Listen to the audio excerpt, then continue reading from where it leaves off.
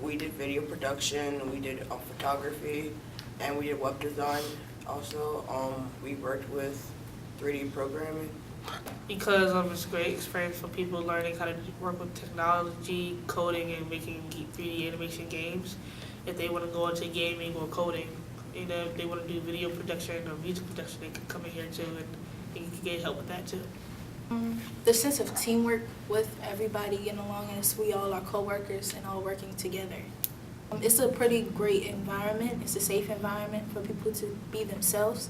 It's pretty comfortable, and you get to learn a lot and get to work with other people that you probably don't even know.